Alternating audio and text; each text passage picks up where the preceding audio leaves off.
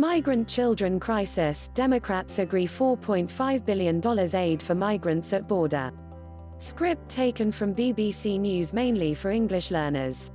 Democrats in the U.S. House of Representatives have approved $4.5 billion, £3.5 billion in humanitarian aid for the southern border. Several migrant deaths, coupled with reports of severely neglected children at a Texan border patrol station, have helped shape the debate. But the bill faces a tough path through the Republican-controlled Senate. It is considering a rival bill with fewer restrictions on how border agencies can spend the money.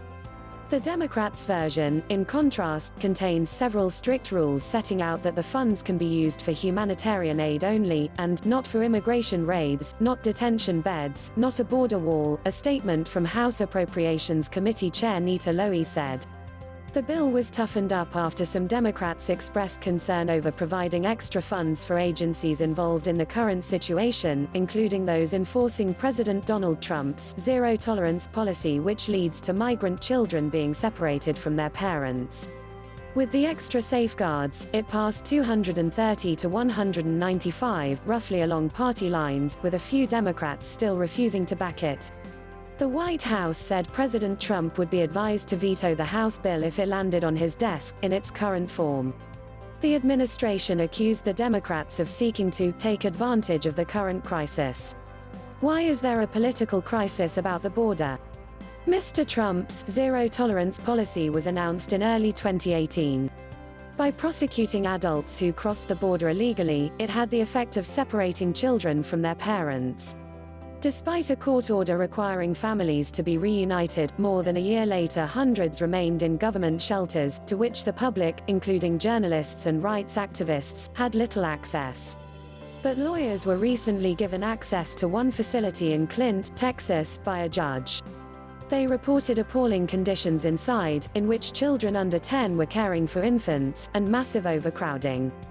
Children were locked up in horrific cells where there's an open toilet in the middle of the room, where they ate and slept, one of the lawyers told the BBC. Separately, a legal argument from the government that access to soap and a toothbrush were not necessarily required has drawn much criticism. Those feelings were reignited on Tuesday following a report that many of the children had been returned to the Clint facility just days after being transferred out amid the public outcry. What has the reaction been? This situation is child abuse, Democratic Speaker Nancy Pelosi said. It is an atrocity that violates every value we have, not only as Americans but as moral beings. But her Republican counterpart in the House, Kevin McCarthy, responded that, after weeks of doing nothing, and denying that a crisis exists, they are offering legislation that is misguided, and is purely political. Several bodies, including those of babies and children, were discovered on the border in recent days, as some migrants opted to try and cross into the U.S. illegally, avoiding the formal immigration system. A photograph of a father and his daughter lying face down in the water of the Rio Grande has also shocked many. In the photograph, 2-year-old Valeria has an arm wrapped around her father, Oscar Alberto Martinez, as both lie dead close to shore. Published by the Associated Press on Tuesday, it has drawn comparisons to the photo of young Syrian boy Alan Kurdi, who became a symbol of the human cost of the war in Syria. Amid a major public outcry about the conditions facing migrant children, Customs and Border Protection Acting Commissioner John Sanders said he would be stepping down. The Acting Director of Immigration and Customs Enforcement, Mark Morgan, is set to replace him. Thanks for watching.